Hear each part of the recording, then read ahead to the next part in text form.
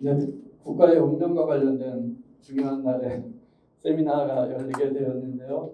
아마 오시고 싶었던 분들이 많이 계시는 걸로 알고 있는데 앞에서 말씀해 주셨듯이 도로 여건이 걱정되니까 아마 오시지 못한 분들이 더 많을 거라고 생각이 듭니다. 중도장애와 관련해서 전환자활과 관련해서 사실은 이런 얘기를 하게 된 것은 제 삶과 관련이 있죠. 그러니까 우리가 심리학자들 보면 그런 이론을 만들 때는 그 사람이 어떤 삶을 살았나 보면은 알게 되듯이 에드로부츠도 자립생활운동을 왜 하게 되었는지, 그 다음에 사회적 모델도 왜 만들게 됐는지, 그 사람들의 인생에 보면 그런 것들이 왜 만들어졌는지 알 수 있는데요. 저도 제가 중도장애를 가지지 않았다면 이런 공부를 하게 안 됐을 수도 있고 또 이런 것들을 생각 못할 수도 있겠는데요. 제가 중도장애를 가지면서 저도 대한민국 모든 중도장애인들과 마찬가지로 정말 많은 고생을 했고, 그리고 우연히 뉴질랜드를 가게 됐는데 뉴질랜드의 중도장애인들은 사회복귀가 우리가 생각한 것하고 전혀 다르게 3개월 만에 원직복귀라는 것을 보면서 되게 충격을 많이 받았거든요. 그러면 우리는 뭐였냐? 거기에서부터 출발이 돼서 국내 들어와서 자료를 찾고 연구를 하고 그 이후에 이제 다른 나라들 주요 선진국들의 중도장애인 재활 체계, 제가 척수장애인인지라 척수장애인 재활 체계를 이제 보러 다녔어요. 결론은 대한민국의 중도장애인들은 너무 억울하다였어요. 국가와 사회가 재활 체계를 잘 만들었어야 되는데 국가와 사회가 재활 체계를 만들지 못하는 바람에 우리나라 중도장애인들은 정말 아프지 않아야 되는 아픔을 겪고 있고, 가족들이 편안하게 살아야 했음에도 불구하고 가족들까지 힘들고, 그 다음에 사회적 손실까지, 이 모든 게 중도장애인 재활 체계가 잘 되지 않아서였구나 라는 생각을 하게 됐습니다. 그래서 제가 이 주제로 박사 논문을 쓰는 게 10년이 넘었는데요.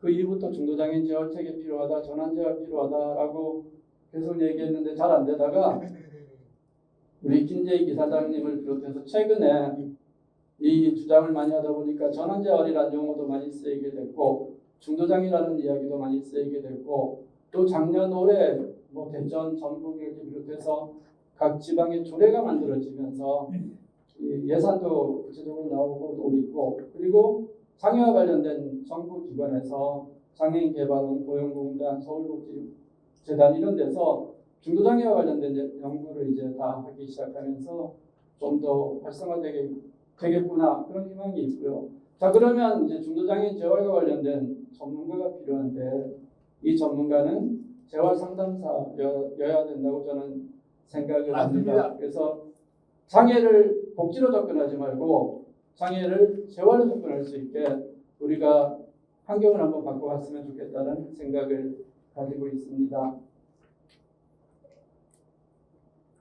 네, 간단하게 요약을 하면 장애는 법률의 목적에 따라 장애를 구분하는 방법이 다른데요. 우리나라는 장애인복지법은 의료적 관점에 의해서 병리적으로 나누는 게 장애인복지법상 15가지 장애죠. 너는 뭐가 안 되는 사람, 너는 뭐가 안 되는 사람, 너는 뭐가 안 되는 사람, 이 기준이 장애인복지법상 장애죠. 제가 지체장애인인데요. 저는 사지할 때 지자에다가 멍뚱할 때 채자, 그래서 사지와 멍뚱 중에 뭐가 안 되는 사람, 이 기준이 지체장애인인 거죠. 그러니까 장애인복지법상 장애 등록 자체가 장애에 우호적이지 않은 용어죠. 너는 장자가 막힐 장자, 거리끼는 자잖아요. 저는 장애인입니다라고 하는 순간 저는 막히고 거리끼는 사람입니다라는 의미가 되고요. 이분은 장애인입니다라고 하면 이분은 막히고 거리끼는 사람입니다라는 표현인 거죠. 이 용어 자체가 장애 인식하고는 전혀 거리가 먼 용어인데요. 각 법률을 보면 특수교육법은 교육과정에서 어떤 도움이 필요한가가 기준이에요. 뭐뭐가 안 된다가 기준이 아니라 교육하는데 어떤 도움이 필요할까가 기준이고요. 산업재해보상법은 노동상실률 기준이에요. 일하다 다쳤으니까 이분은 그만큼 일 못하는 게 기준이고요. 근데 이런 기준들 중에서 장애 발생 시기별로 구분해 보는 것도 되게 의미가 있습니다. 그러니까 선천장애인과 중도장애인과 노화장애인은 너무 많이 다른 거예요.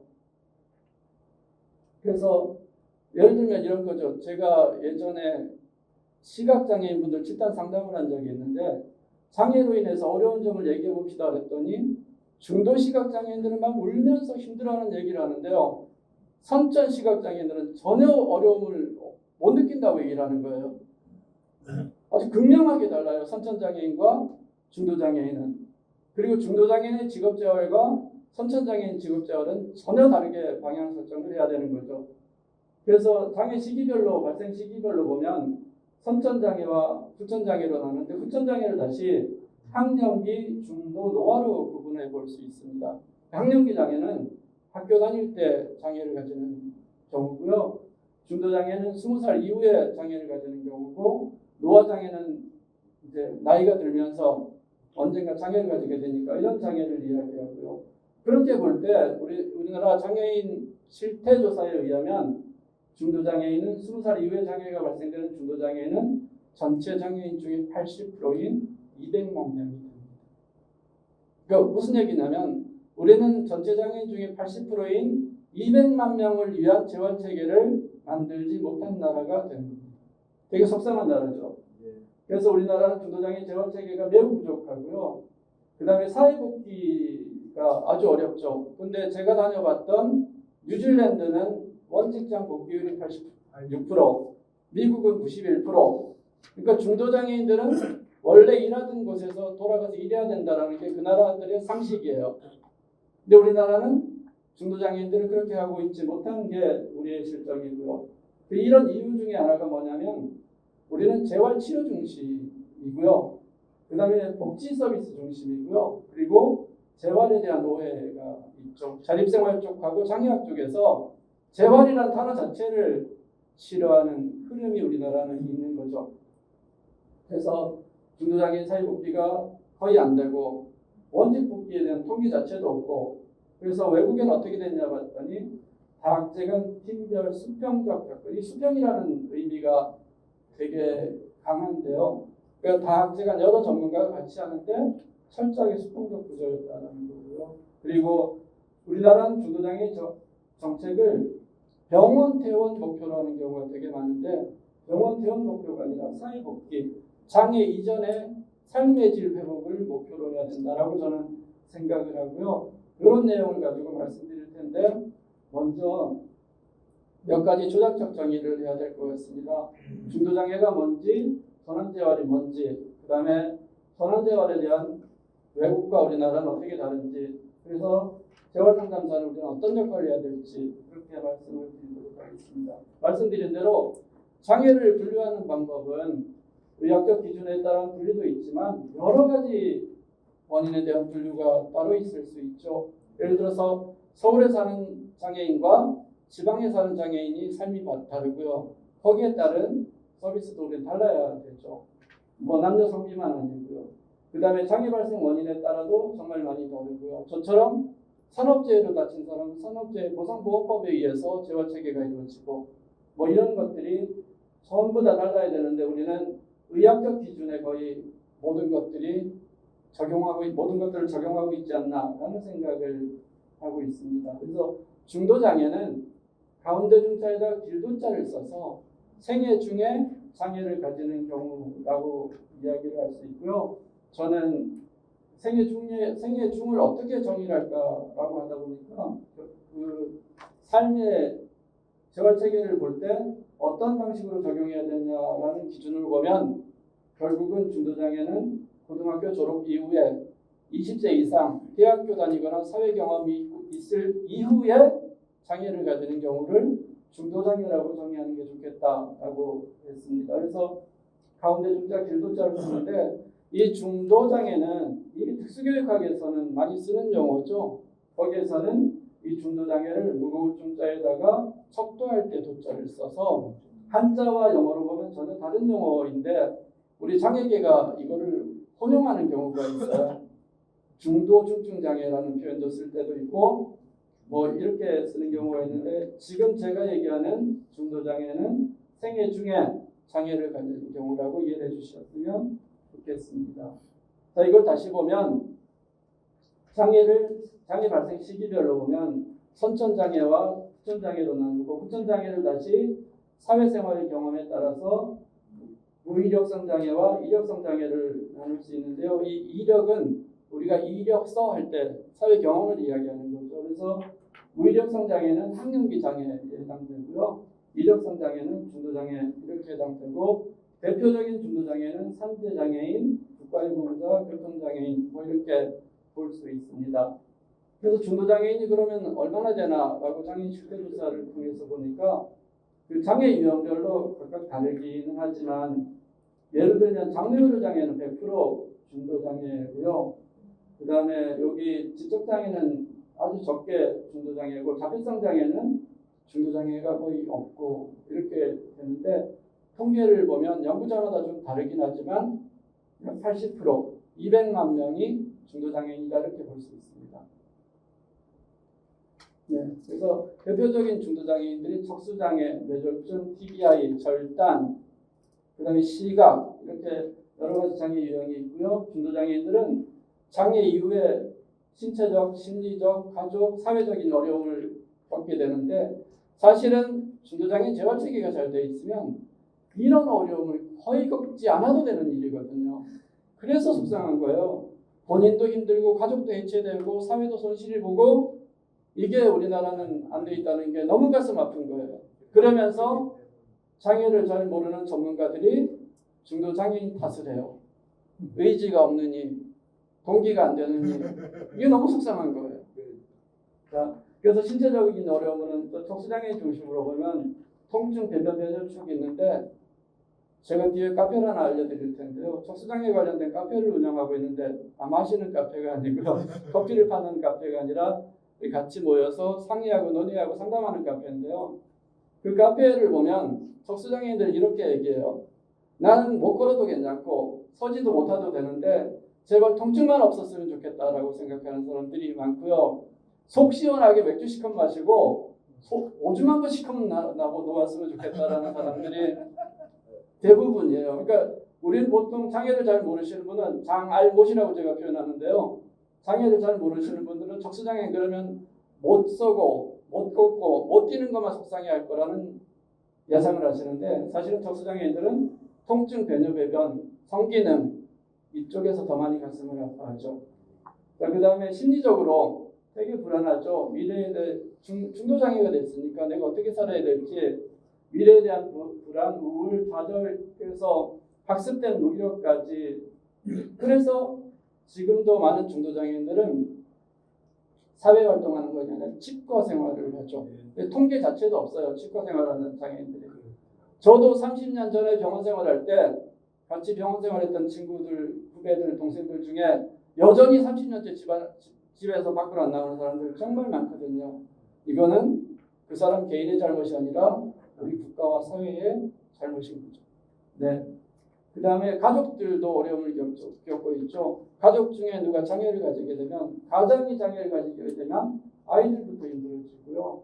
그리고 부부 갈등, 이혼, 가족 해체에서 소진까지 그리고 비장애 자녀들까지 정말 많은 어려움들을 겪게 되고요.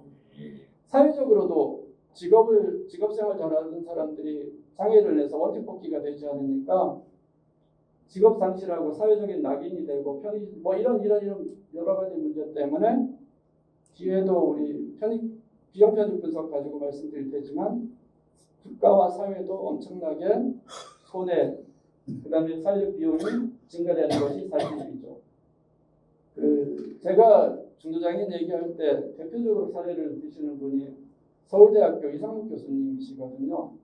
우리 김동국 부장님도 여기 계시지만 저는 그런 생각해요. 이분이 만약에 미국에서 안 다치고 미국에서 재활훈련을 받지 않았으면 우리나라에서 다치고 우리나라에서 재활훈련을 하셨으면 원직 복귀가 안 됐거나 상당히 늦어졌을 거라고 생각을 해요. 다행인지 불행인지 이분은 미국 모하비 사막에서 운전을 하셔서 교통사고로 장애를 가지셔서 경수손상의 사지마비가 되셨는데 미국에 있는 라투아미구스 병원에서는 딱 6개월 재활훈련하고 원직 복귀하세요라고 했던 이분이 쓰였던 0.1g의 희망이 정확히 나오고요.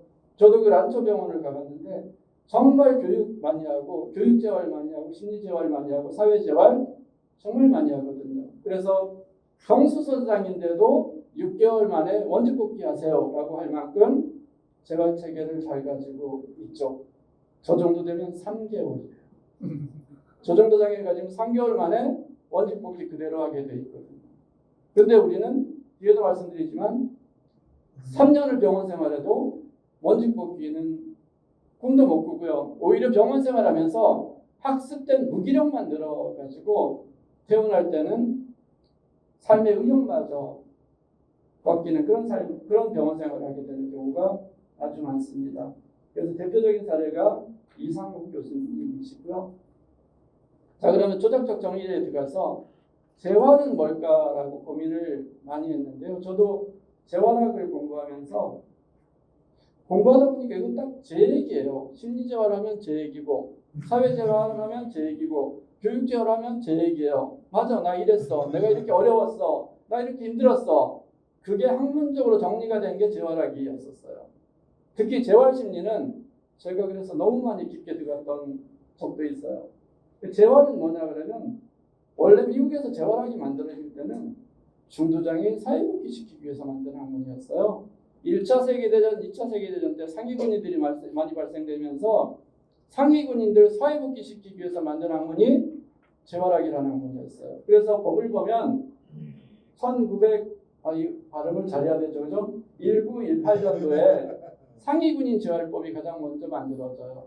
무슨 얘기냐면 미국이나 유럽이나 장애인 정책은 상위군인 정책부터 만들어지게 돼요. 그 다음에 산업재해, 그 다음에 신체적 장애인, 그 다음에 신체 내부기관의 장애, 그 다음에 발달, 그 다음에 정신장애, 그 다음에 중복장애 이렇게 흘러가는데 우리나라는 묘하게 중도장애인 재활체계가 만들어지기 전에 자립생활이 들어왔고요. 그 다음에 발달장애인 정책이 만들어지고 지금 정신장애와 중복장애 쪽으로 이미 흘러가고 있잖아요. 무슨 얘기냐면 사람의 생애 주기로 볼 때 영유아기 지나서 청소년기 지나서 장년기를 지나서 노년기로 가야 되는데 우리는 장년기를 건너뛰고 노년기로 가버린 거예요. 그래서 이 물줄기를 다시 되돌려야 돼요. 그래야지 200만 명의 중도장애인들이 사회복귀가 가능해져요.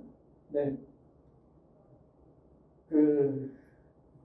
이분이 정수선장의 척수장애인인데요. 이분은 본인이 노력해서 본인이 사회복귀하신 분이에요. 어떤 국가의 지원도 받은 적이 없고요. 본인이 트럭을 사서 트럭에 리프트를 달아서 지금 지리산 지한제에서 커피 장사를 하고 있어요.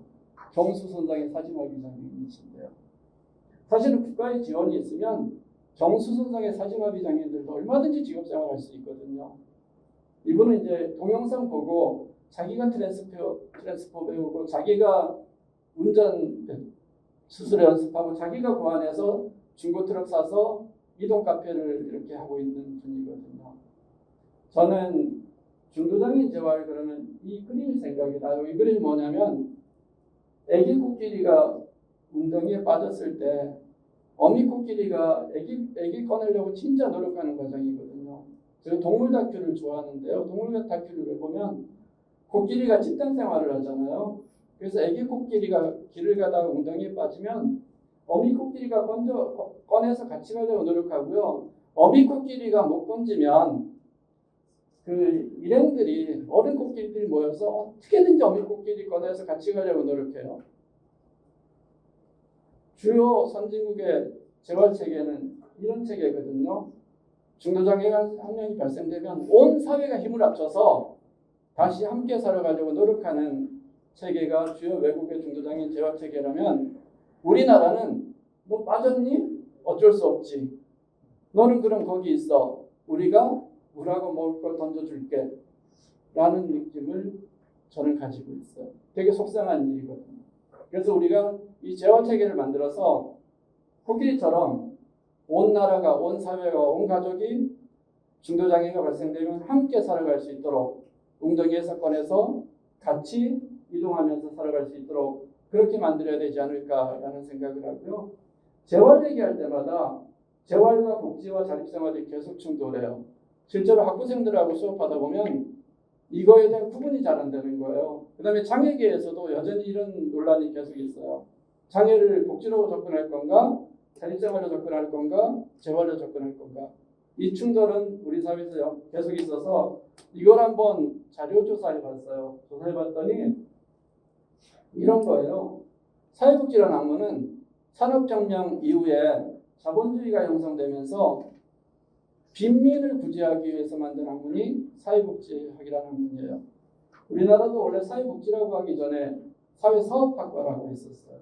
그러니까 시혜적인 관점에서 빈민 구제하기 위해서 만든 학문이 사회복지학이고요.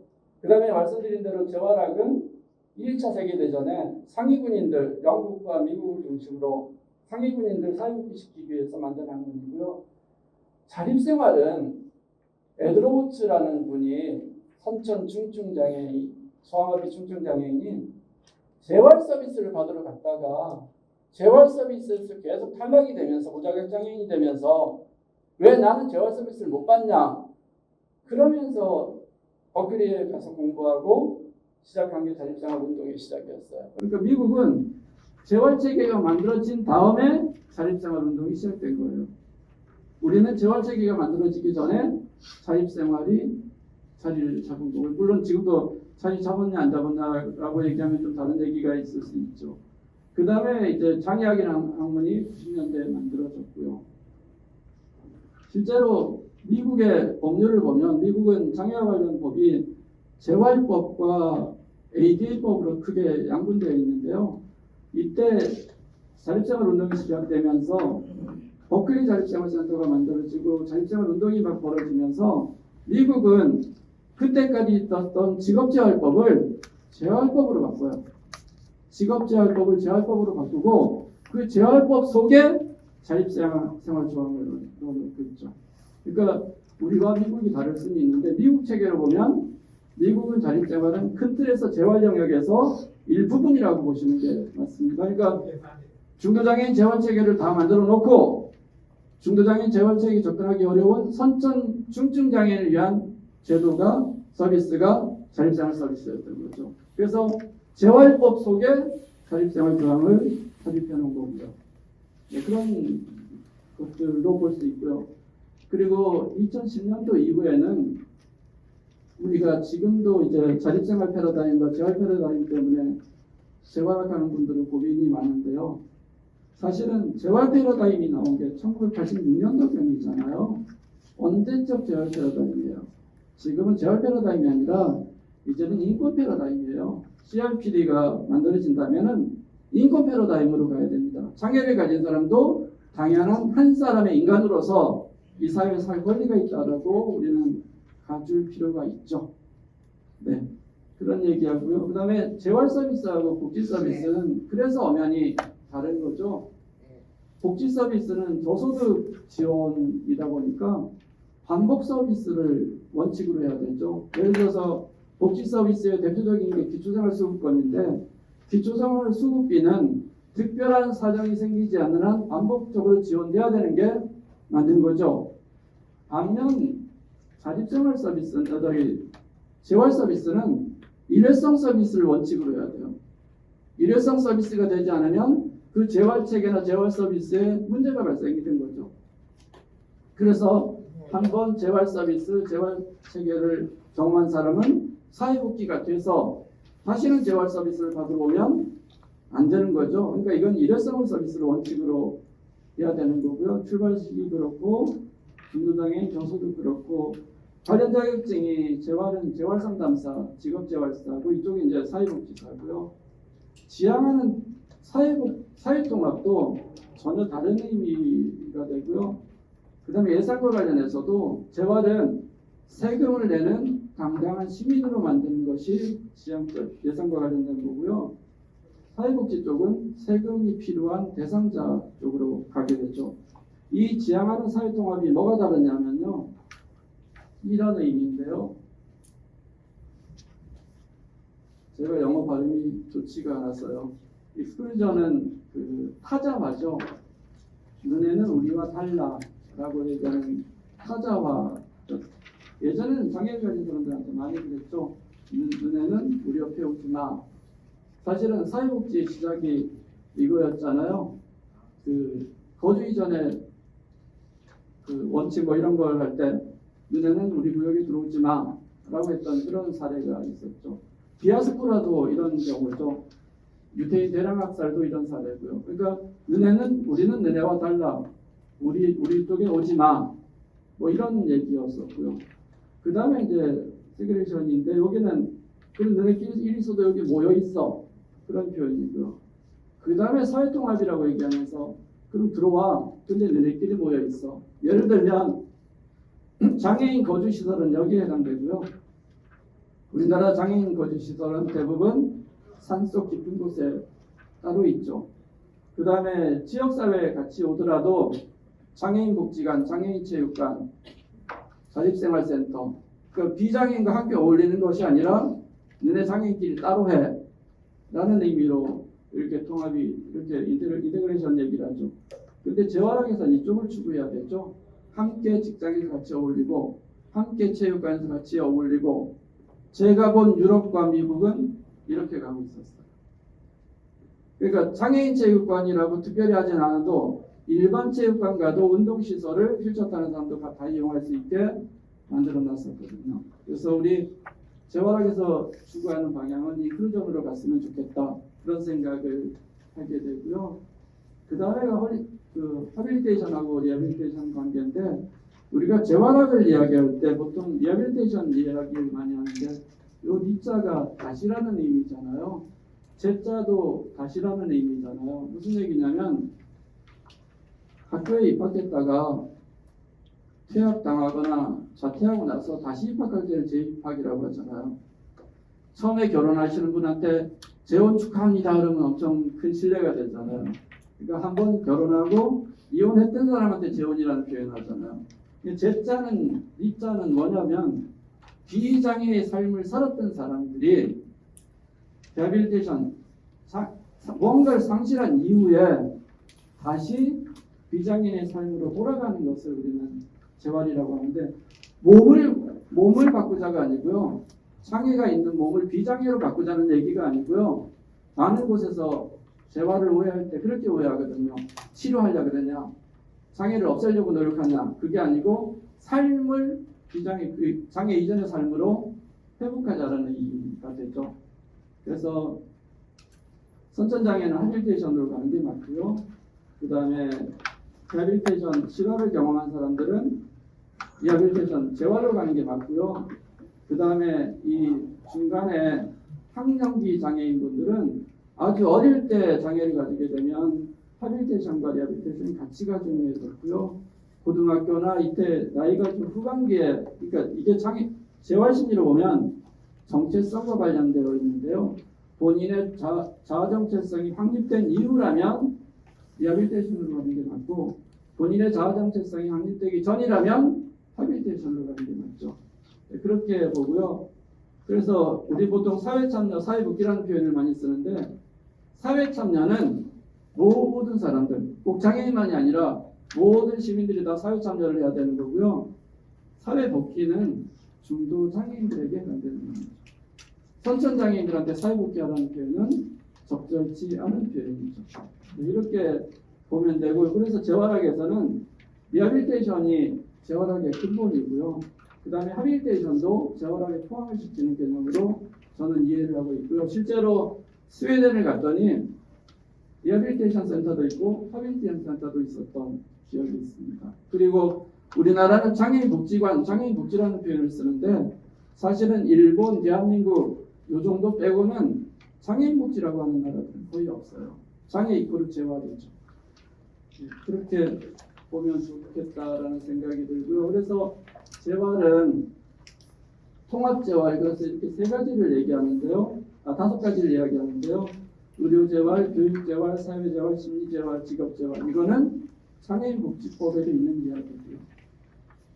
그런데 이제 우리나라가 안타까운 것은 의료재활은 이미 수준이 많이 높아졌다고 생각이 돼요. 심지어는 스웨덴 갔더니 한국에 와서 의료재활 받고 싶다는 사람도 있고요.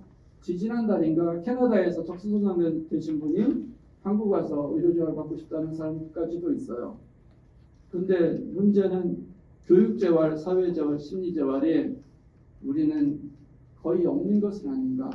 일부 이제 이 체계가 있는 곳이 근로복지공단 산재 근로자를 위한 재활 체계는 이런 것들이 일부 있는데 나머지 영역에서는 이 부분이 거의 전무한 것이 아닌가. 특히 저는 이제 동양의학을 좋아하고 그러다 보니까 심신일체론을 생각을 하는 사람인데요.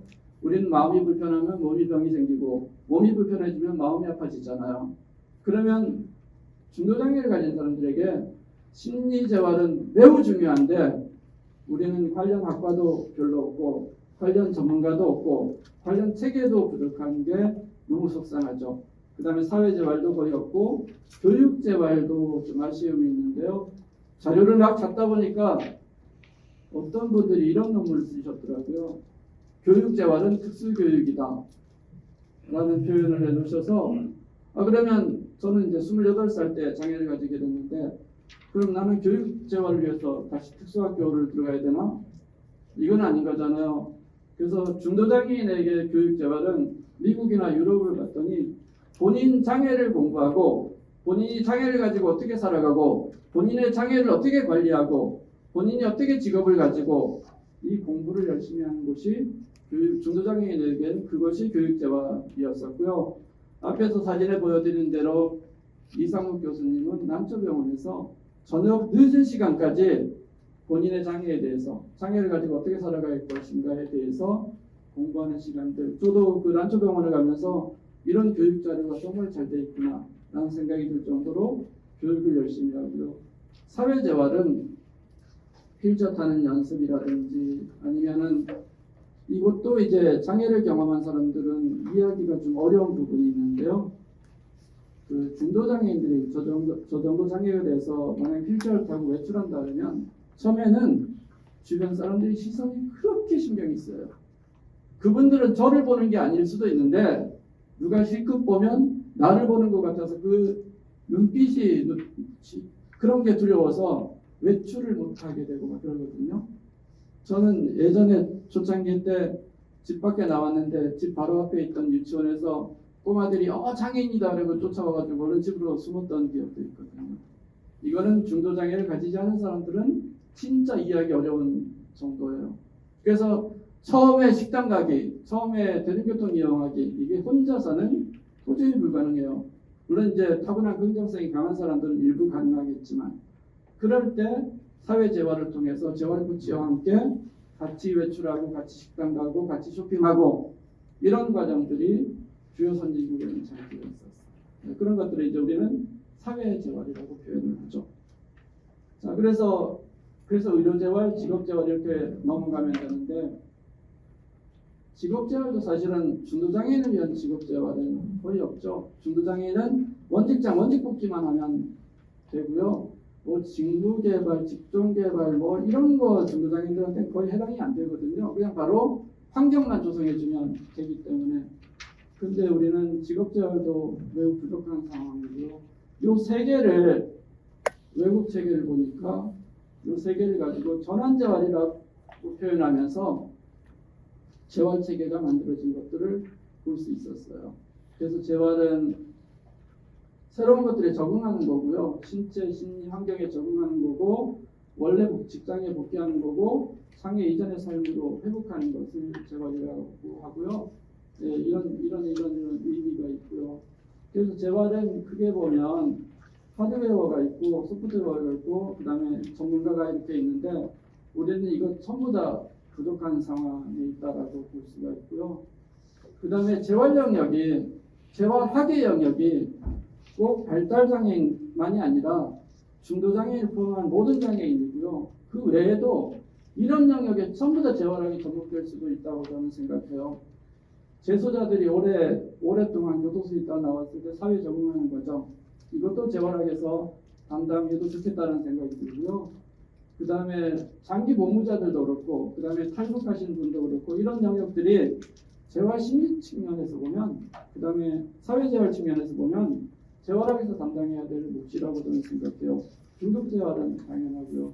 그래서 이 두 개가 좀 다른데 중도장애인하고 중독재활은 환경은 그대로 있는데 당사자의 몸과 마음이 바뀐 거예요. 몸과 마음이 바뀐. 그러니까 저 같은 신체적 장애인들은 내 환경은 그대로 있는데 내 몸이 바뀌어 버렸어요. 그러면 가장 먼저 해야 되는 게 뭐냐면 그럼 바뀐 내 몸으로 할 수 있는 건 무엇이고 할 수 없는 건 무엇인가를 판단해야 돼요. 자기를 먼저 파악을 해야 되죠. 그래서 교육재활이 되게 중요한 거고요. 반대로 재소자부터 이쪽의 분들은 환경은 그대로, 몸은 그대로인데 환경이 바뀐 거예요. 우리 예를 들면 서울 살던 사람들이 부산으로 이사를 가잖아요. 그럼 부산에 있는 환경이 낯설잖아요. 몇 번 버스를 타야 되지? 어디 그 주민센터는 어디에 있지? 짜장면은 어디에 시켜 먹어야 되지? 이 환경에 적응해야 되는 몫이 있는 거잖아요. 근데 중도장애인들은 자기 몸에도 적응해야 되고 환경까지 적응해야 되는 두 가지 과제가 있는 거죠. 자, 그래서 적응 체계는 조금 이따 말씀드리고요. 자, 그러면 이런 중도장애인 재활 체계가 꼭 필요한데 우리나라는 중도장애인 재활 체계가 안 되면서 저도 세금 많이 냈거든요. 세금 많이 내는데 세금 많이 내는 사람들한테는 이런 체계가 되어 있지 않는데 정작 세금을 내지 않은 동물들한테 너무 잘해주는 거예요. 예를 들어서 서울대공원에 있던 제돌이가 제주 앞바다로 돌아가는데 2년 동안 전문가가 동원되어서 7억 5천만 원의 예산을 들여서 서울대공원에 있던 돌고래를 제주 앞바다로 돌려보냈고요. 이 이후에도 이게 성공하면서 돌고래들을 여러 마리 제주 앞바다로 돌려보냈거든요. 그 다음에 우리는 야생동물이 다치면 야생동물을 구조해서 재활해서 다시 재활훈련해서 야생훈련해서 돌려보냈잖아요. 이 체계가 시도별로 다 있고요. 야생동물 재활사라는 자격증까지 있는 나라거든요. 야생동물 세금 안 내잖아요. 우리는 세금을 냈고요. 자, 그 다음에 북에서 오신 분들이 오시면은 공산주의 사회에 살다가 자본주의 사회에 살아야 되잖아요. 그럼 여기 적응하기 위해서 하나원이라는 곳을 2개를 만들어서 이분들도 이 적응하게 1년에서 1년 6개월 이전까지 적응훈련을 다 시켜드려요. 물론 이거를 하면 안 된다는 얘기가 아니고요. 동물도 같이 살아야 되고 북에서 오신 분도 같이 살아야 돼요. 그런데 이분들한테 북에서 오신 분들한테 동물들한테까지 이렇게 해주는데 정작 세금을 내고 함께 어울려 살았던 중도장애인들은 왜 재활체계를 못 만드냐 이거죠. 너무 속상한 거 아니에요? 저만 속상할까요? 네, 저는 답답해요. 자, 그래서 사회복지는 우리가 원래 그 장애 이전의 삶으로 돌아가는 것을 얘기하는데 중도장애 사회복지는 사실은 원직장 원직무 복지 이 내용이 거의 근로복지공단 연구에만 나오는데요. 원직장 원직무 복지를 하면 다른 게 다 필요가 없는 거예요.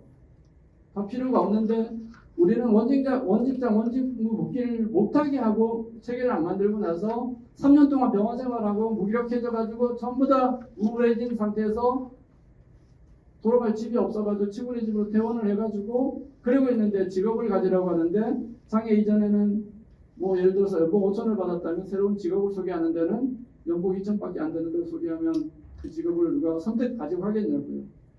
그래서 원직장 원직무 복지를 할 수 있도록 중도장애 재활 체계는 가야 되고요. 그렇게 하기 위해서는 3가지 적응 단계가 필요한데 본인의 몸에 적응을 해야 되죠. 몸이 바뀌었다고 말씀드렸잖아요. 그러니까 내가 할 수 있는 일은 뭐고 잠정 기능은 뭐고 내가 바뀌어야 될 부분은 뭐고 이런 얘기들인데 저는 장애 이전엔 잘 걸어다니고 잘 뛰어다니다가 지금 하반신 마비로 걷지도 못하고 서지도 못하고 뛰지도 못하니까 많은 부분들을 손으로 하잖아요. 그럼 새로운 기능들에 익숙해지도록 해야 되는 건데 그게 잠정 기능을 확대하고 유지하고 활용할 수 있도록 하고 그 다음에 심리적으로 자기 장애를 공부할 수 있게 하고 장애를 수용할 수 있게 하고 새로운 비장애인 정체성에서 장애 정체성으로 바꿔야 되고 이것들이 장애 당사자만이 아니라 가족과 그 다음에 직장과 주변 모든 지인까지 장애를 수용할 수 있게 하고요. 그 다음에 환경까지 주택도 개조하고 직장도 개조하고 이런 것까지 모두 포함하면 중도장애인들은 알아서 잘 살아갑니다. 자, 그런데 우리나라는 이게 전부 다 어려워서 개인 차원에도 어렵고 재활체계도 어렵고 전환도 어렵고 그래서 우리는 이거를 심리재활, 사회재활, 교육재활을 전환재활이라고 하고 있고요. 네, 이런 내용들이고, 그래서 전환재활은 말씀드린 대로 환자에서 장애인으로, 환자에서 시민으로 들어가고 비장애인의 정체성에서 장애인 정체성으로, 그다음에 장애인의 삶으로 새로 설계를 해야 되죠. 무슨 얘기냐면 장애가 없을 때 본인들의 인생 계획을 세우잖아요. 나는 몇 살 때 뭘 하고 몇 살 때 결혼하고 언제까지 돈을 벌어서 집을 살 거고 뭐 이런 계획을 세우는데 어느 날 갑자기 장애를 가지게 되면 이 인생 계획이 바뀌어야 되잖아요. 이걸 재설정을 해야 되는 그런 과정이 또 필요한 거죠. 제가 아까 말씀드렸던 뉴질랜드 사례인데요. 갔더니 뉴질랜드는 재활체계가 잘 되어 있어서 저 같은 접수장애인이 포크레인 운전하던 장애인이 서핑을 하다가 접수장애가 되는데요.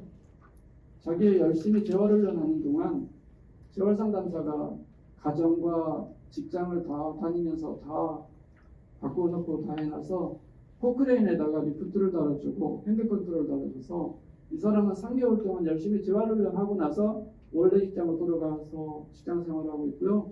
그 다음에 서핑도 여전히 자기가 하던 서핑하는 클럽에 가서 서핑을 하고 본인은 장애를 가졌는데 장애 이후의 삶이 거의 바뀌지 않은, 장애 이후의 삶의 질이 거의 바뀌지 않은 그런 생활을 하고 있는 사람들을 만났고 그분들한테 물어봤거든요.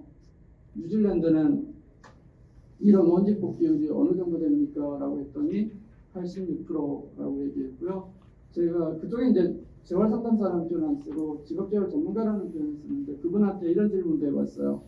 근무하시면서 원직장 복귀에 반대하는 그 사업주를 만나면 어떻게 하십니까? 그랬더니 고개를 갸우뚱하더니 그걸 왜 반대해요? 자기가 저는 5년 동안 근무했는데 원직 복귀를 반대하는 사람 한 명도 못 만났는데요. 라고 대답을 하셔서 제가 다시 물어봤어요. 만약에 반대하시는 분 만나면 어떻게 할래요? 라고 다시 물어봤더니 씩 웃더니 저는 찬성할 때까지 끝까지 설득할 것 같은데요. 라고 얘기했던. 그러니까 원직 중도장애인들은 원직 복귀하는 것이 당연한 것이라고 여기는 사회적 가치가 있는 거죠. 그리고 어느 정도까지냐면 이 직업재활 전문가가 직장에 가서 사업주와 동료들한테 교육까지 다 시켜요. 지금 다쳐서 병원에서 재활훈련하고 있는 이분이 한 달 뒤에는 오실 텐데 이분은 뭐뭐뭐는 할 수 있고 뭐뭐뭐는 할 수 없고 이 적수장애인으로 원직 복귀해야 되는 장애인에 대해서 아주 자세하게 설명해주고 그 다음에 혹시 환경을 바꿔야 될 게 있으면 환경을 바꿔주고 그런 역할까지 해서 중도장애인 당사자는 열심히 재활훈련만 하면 되는 그런 체계가 되어 있다는 게 되게 반갑고 고마웠어요. 그래서 적수장애 중심으로 보면 미국이나 영국이나 스위스나 뉴질랜드 이런 데 잘 돼 있고요. 이거를 딱 세 개로 나눠보니까 영국과 스위스는 적수센터에서 의료와 전환재활이 포함된 그렇게 하고 있고요. 사실은 스위스가 제일 부럽죠. 여기는 이제 좀 특별한 곳인데요. 아마 인구 1000만 명밖에 안 되는 스위스가 적수센터를 정말 잘 만들어서 전 세계 적수장애 연구를 거의 선도하고 있다시피 하고요. 그때 갔을 때 몇 적수센터에 박사급 연구원이 50명 정도 있었던.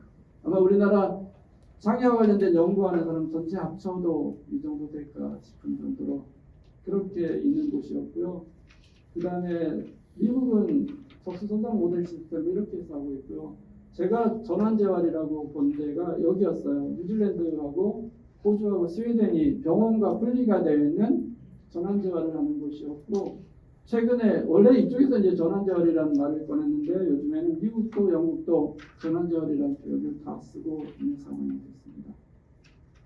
자, 이런 재활체계가 만들어진 게 보면 산업혁명과 2차 세계대전 이후에 상위군인들이 많이 발생이 되면서 영국과 미국은 재활체계를 만들고요. 독일도 같이 만들고 스위스도 이 틈에 만들고 이 전쟁의 경험이 적었던 나라들은 요 두 나라의 체계를 보면서 스웨덴이 먼저 RSS, RG 이런 재활센터를 만들고 그 다음에 이것을 본 호주와 뉴질랜드가 요걸 따라서 만들면서 전환제열이라는 이름을 붙였고 이제 이쪽에도 다 전환제열이라는 이름을 붙이는 것을 볼 수 있었습니다.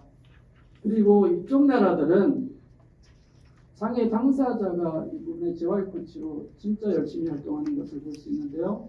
스웨덴의 RSS 같은 경우는 40% 이상이 장애 당사자들이 전문가로 활동하고 있고요. 이게 어떤 경우냐면 저도 예전에 병원에 입원했을 때 트랜스퍼 훈련을 하는데 트랜스퍼가 뭐냐면 침대에서 휠체어로 옮겨 앉는 연습인데요. 그때 물리치료사 선생님이 이거 따로 해보세요 하고 본인이 옮기시는데 제가 볼 땐 분명히 다리를 쓰셨거든요. 그래서 저보고 해보라는데 저는 안 됐어요. 그래서 이거 왜 안 되냐 그래서 아니 선생님 다리 쓰셨잖아요 그랬더니 나 다리 안 썼어요 라고 하시는 거예요. 그러니까 본인이 다리를 썼는지 안 썼는지 모르시죠. 무의식에 나올 수도 있으니까. 그래서 이런 트랜스퍼나 이런 재활 코치 이쪽은 당사자가 접근하는 것들이 좋겠다 이런 생각을 하고요. 우리나라는 사실은 이 재활을 해야 되는 곳이 국립재활원인데 인원도 소수고 국가기관이죠. 제가 참 속상하게 여기는 것 중에 하나가 국립재활원의 재활연구소에서 연구원을 뽑는데 재활학 출신들을 안 뽑습니다. 채용 공고에 사회복지사 물리치료사를 채용 공고해 드린 거예요. 저는 너무 답답하고 속상했었어요. 재활학을 하고 있는 사람으로서. 그 다음에 우리 연구재단에 들어가 보면 재활학은 어디다 걸어놓을 데가 없어요. 그래서 갖다가 넣는 게 보면 사회복지 영역에 장애인복지로 넣어놔야 되는 게 재활학을 전공하는 사람 중에는 되게 속상하더라고요. 자, 그런데 최근에 근로복지공단도 열심히 하고 있고 그 다음에 최근에 이제 좀 열심히 이쪽을 하는 곳이 있는데요. 몇 군데서 조례를 그러니까 국회에서 이런 세미나를 정말 많이 했는데 안 돼서 지금 대전에서부터 조례를 만들기 시작해서 전국에도 조례를 만들고 그 다음에 용산도 지금 발의해 놓은 상태고 그 다음에 다른 곳에도 어제는 경남에 가서 경남도의회에서 세미나를 했는데 아마 의원님들께서 바로 만들겠다고 얘기해 주셔서 아마 이런 조례들이 법으로는 제정이 안 되더라도 조례들은 조만간에 거의 다 만들어지지 않을까라는 생각을 하고요. 이 조례가 만들어지고 대전에는 올해 3억 정도 예산이 나왔고 내년에는 더 훨씬 많은 예산들이 집행이 될 것 같고 대전에는 그 사회복지 홈이라고 있고 그 다음에 사회복지 코치를 지금 채용해서 하고 있는 상태고요. 세종시에도 RD 프로그램과 재활 코치 지금 준비하고 있고요. 그래서 각각 준비하고 있고 이와 관련된 연구도 최근에 2, 3년 사이에 장애인개발원, 서울복지재단, 고용공단 이런 데서도 중도장애인 연구가 급속 늘어나고 있는 것으로 볼 수 있습니다. 자, 그런데 우리나라는 딱 세 가지로 중도장애인 얘기가 나오죠. 희망고문과 병원탐방과 재활남이 있는데요. 사실은 되게 속상한 게 30년 전에 제가 장애를 가졌을 때는 저는 한 병원에 1년 정도는 있을 수 있었어요. 근데 지금은 3개월밖에 못 있어요. 입원하자마자 다음 병원을 찾아야 되는 재활난민으로 가야 되는 게 너무 속상하고요. 그래서 병원을 늘 탐방하고 있고 제가 하고 있는 카페에도 저 다음에 병원 옮겨야 되는데 어느 병원으로 가야 될까요? 라고 하는 그리고 본인이 비장애인이 될 것을 포기할 때까지 끊임없이 희망 부분에 시달리는 게 우리나라 중도장애인들의 현실이죠. 자, 그래서 무엇들이 다를까 봤더니 여러 가지 체계가 달랐다는 점을 알 수가 있고요. 그래서 재활상담사는 그럼 이 부분을 어떻게 해야 될까인데요. 사실은 중도장애는 그 재활의 목표를 장애 이전의 삶의 질 목표로 했으면 좋겠다. 그 다음에 앞에서 말씀드렸던 대로 퇴원이 목표가 아니라 원직장, 원직무 목표를 했으면 좋겠다. 그 다음에 제발 사람 중심으로 갔으면 좋겠다. 대상화나 상품화 시키지 않았으면 좋겠다.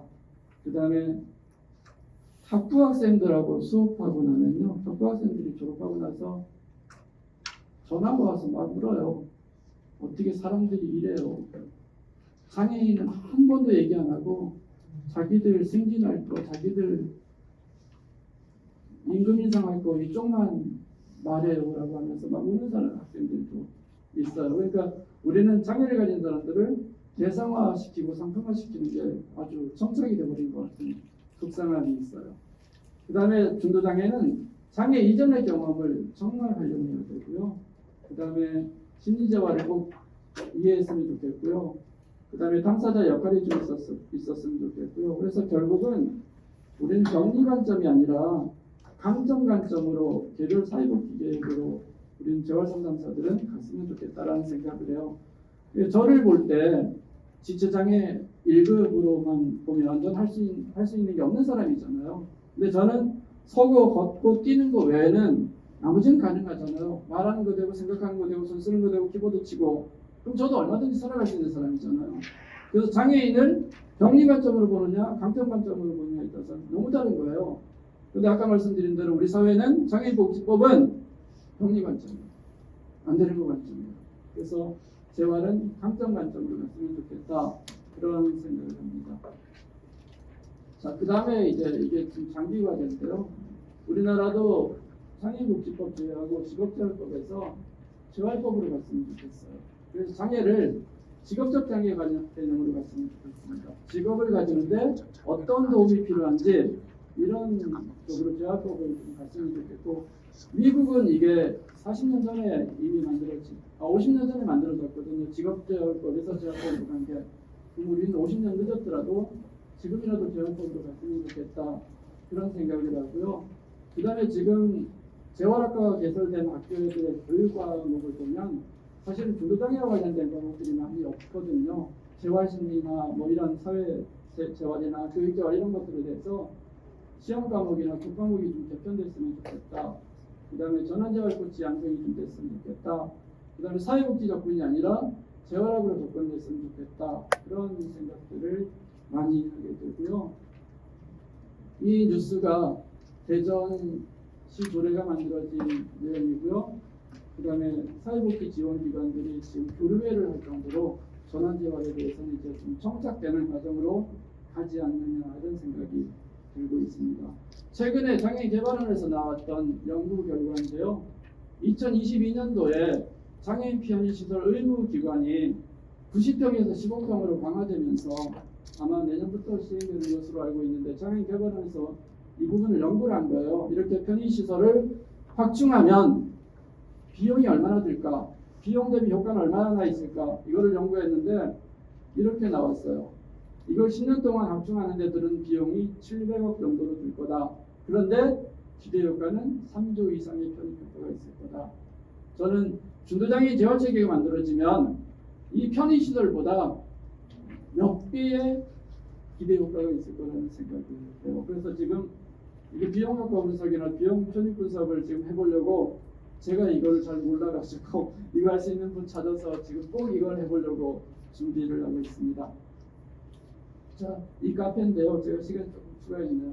카페인데 지금 중도장애인들이 공적 체계가 없다 보니까 전부 다 병원에서 힘들어요. 그래서 그분들하고 상담하고 얘기하려고 이 카페를 지금 하고 있고 그 다음에 여기다가 많은 자료를 지금 모으고 있어요. 교육재활 자료, 의료재활 자료, 그 다음에 심리재활 자료 이런 자료를 많이 모으고 있으니까 혹시 이 토론회를 보시는 분들 중에서 재활과 관련된 심리재활, 의료재활, 교육재활, 사회재활 이런 자료가 필요하신 분들은 이 카페에 오시면 여기 우리 회원님도 몇 분 계시는데요.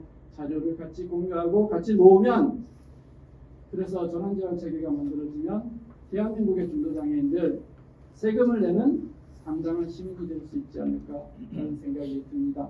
시간을 조금 초과했기 때문에 저는 여기서 갑자기 마무리하겠습니다. 고맙습니다.